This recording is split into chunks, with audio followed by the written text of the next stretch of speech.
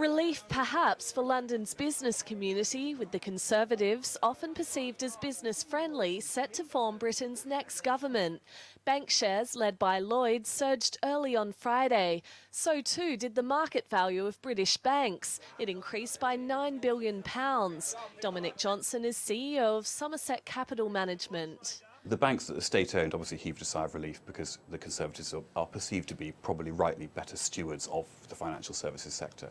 And ultimately, in general, the attitude that the Labour Party took before the election was surprisingly anti-business. A Labour government would have increased the bank levy based on banks' assets by £800 million a year.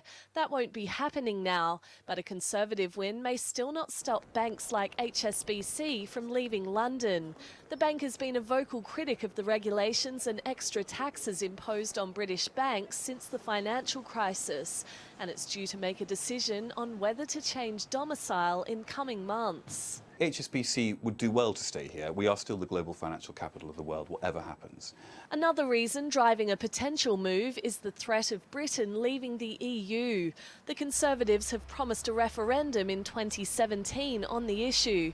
BGC market analyst Mike Ingram says it is a threat, but still more attractive than the alternative. To some extent, it's a sword of Damocles hanging over businesses. But as I say, if the trade-off was between near-term uncertainty under a Labour SNP type accommodation this morning or a Conservative minority or majority government, then clearly the market is voting for the latter.